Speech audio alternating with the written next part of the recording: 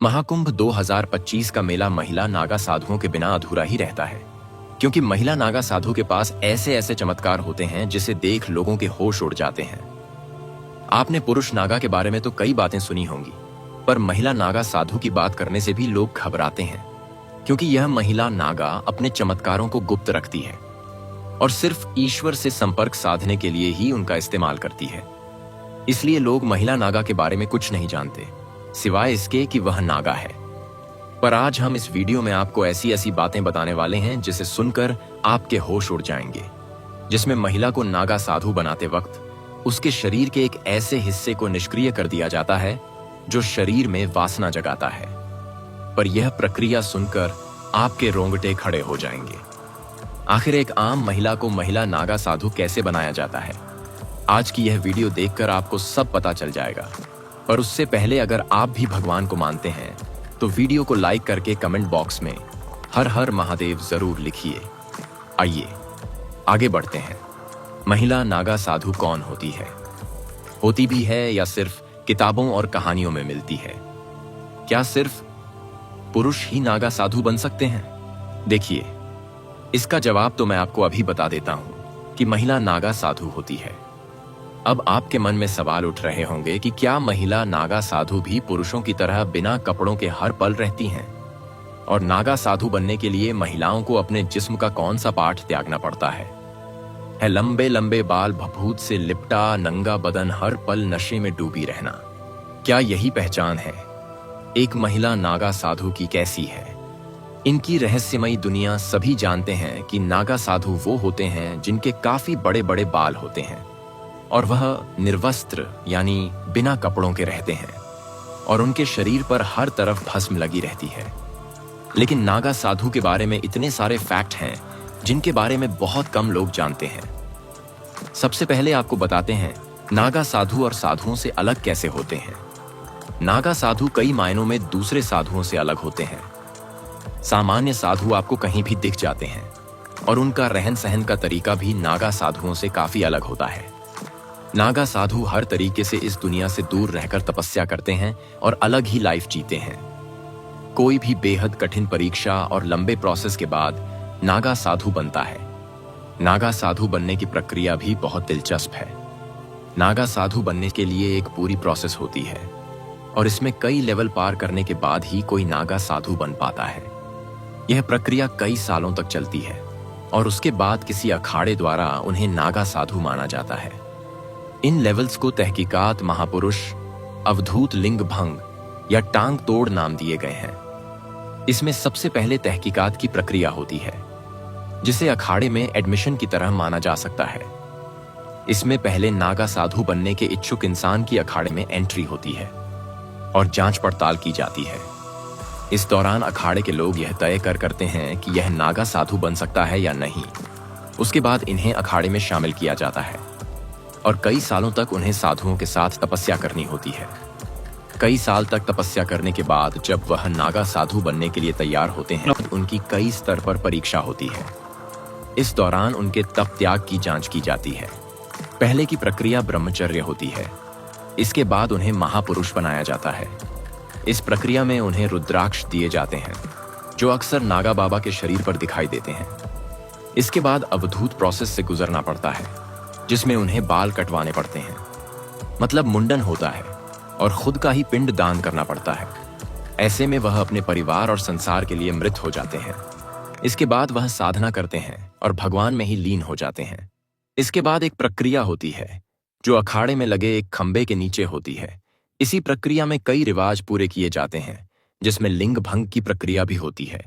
इसके बाद उन्हें वासना आदि से मुक्त कर दिया जाता है और उनके लिंग को एक एक तरह से निष्क्रिय कर दिया जाता है। इस प्रक्रिया के बाद नागा साधु बनते हैं और कुंभ के दौरान ही कई गुरुओं द्वारा नागा साधु बनाया जाता है। महिला नागा साधु के बारे में जानने से पहले क्या आपने कभी एक नागा साधु को देखा है? नीचे कमेंट्स में यस लिखकर जरूर बताइए। आपको बता दें कि महिला नागा साधु बनने से पहले यहाँ महिलाओं को 10 से 15 साल तक कठिन ब्रह्मचर्य का पालन करना पड़ता है। इसके बाद अगर इन महिलाओं के गुरु इस बात से संतुष्ट हो जाते हैं कि महिला ब्रह्मचर्य का पालन कर सकती है, तभी उसे दीक्षा प्रदान की जाती है। नागा साधु बनने के लिए दृढ़ इच्छा शक्ति और सन्यासी जीवन जीने की प्रबल इच्छा होनी चाहिए। महिला नागा सन्यास बनने से पहले अखाड़े के साधु संत उस महिला के घर परिवार और उसके पिछले जन्म की जांच पड़ताल करते हैं। महिला को भी नागा साधु बनने से पहले खुद का ही पिंडदान करना पड़ता है और पुरुषों की ही तरह महिला नागा साधु का भी मुंडन किया जाता है और फिर उस महिला को नदी में स्नान के लिए भेजा जाता है। महिला नागा सन्यासिन पूरा दिन भगवान का जाप करती रहती हैं और सुबह सुबह जल्दी उठकर शिव जी का जाप करती है। इसके बाद दोपहर में भोजन करने के बाद फिर से शिव जी का जाप करती हैं और शाम को सोती है। अखाड़े में महिला साधुओं को पूरा सम्मान दिया जाता है। जब महिला नागा सन्यासी पूरी तरह से बन जाती है तो अखाड़े के सभी साधु संत उस महिला को माता कहकर बुलाते हैं। साथ ही सन्यासी बनने से पहले महिला को यह साबित करना होता है कि उसका अपने परिवार और समाज से अब कोई मोह नहीं है। इस बात की संतुष्टि करने के बाद ही आचार्य महिला को दीक्षा देते हैं। आपको बता दें कि महिला साध्वी को पूरी तरह से नग्न अवस्था में रहने की इजाजत नहीं है। वह बॉडी पर एक भगवा कपड़ा लपेट कर रहती हैं, ठंड हो या फिर बरसात, हर मौसम में यही ही एकमात्र उनकी पोशाक है। तीर्थों में भी महिला साधुओं को नग्न स्नान करने की परमिशन नहीं है। आपको जानकर हैरानी होगी कि कई अखाड़ों में नागा साधु की दीक्षा लेने के लिए विदेशी महिलाओं की संख्या काफी ज्यादा होती है।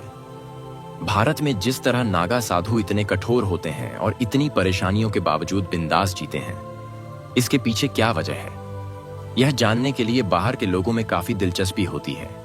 यही वजह है कि कुंभ में नेपाल से बहुत सी महिलाएं आती हैं। इनमें कई साध्वी ऐसी होती हैं जो गृहस्थ जीवन को त्याग कर साध्वी बन गई होती है। चूना अखाड़े में इस तरह की कई साध्वी हैं।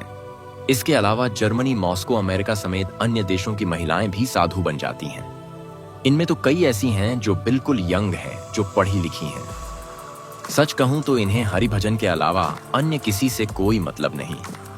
यह सभी साध्वी अखाड़ा के नियमों के मुताबिक ही पहनावा और तिलक से सबका श्रृंगार करती हैं। दोस्तों, अब जो मैं आपको बताने जा रहा हूं वह काफी हैरान कर देने वाला है। क्या कभी आपने सोचा है कि आखिर यह नागा या महिला नागा साधु सिर्फ कुंभ के मेले में दिखाई पड़ते हैं, लेकिन इसके अलावा इतने वर्षों वो कहां रहते हैं, कैसे रहते हैं? शायद ही आप में से किसी ने इस बात पर गौर किया होगा। नागा साधु हमेशा तपस्या में लीन होते हैं।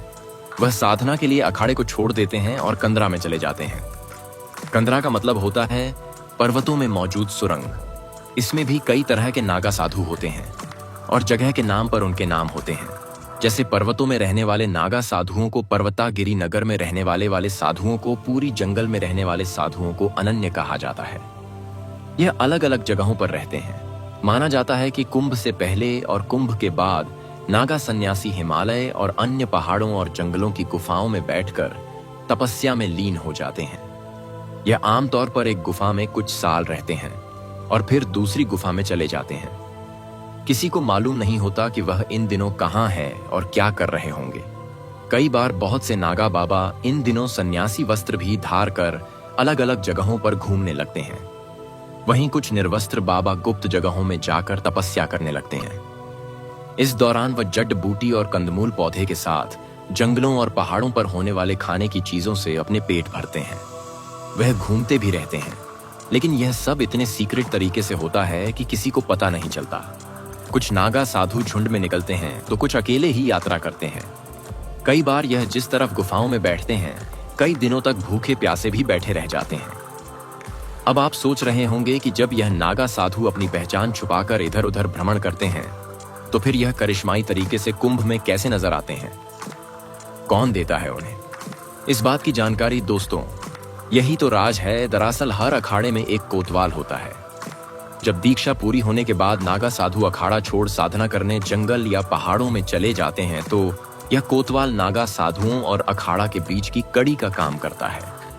जब कभी कुंभ और अर्ध कुंभ जैसे महापर्व होते हैं तो यह नागा साधु कोतवाल की सूचना पर वहां रहस्यमय तरीके से पहुंच जाते हैं। हालांकि यह किसी को नहीं मालूम कि उन्हें कैसे यह सूचना मिलती है कि कुंभ कहां हो रहा है और कब हो रहा है, लेकिन वह जहां कहीं भी होते हैं वो आ जाते हैं। कुछ लोगों का यह भी मानना है कि उनके पास कुछ ऐसी रहस्यमय विद्या या ताकत होती है जिससे वह अपने साथियों द्वारा भेजे गए संदेशों को समझ जाते हैं।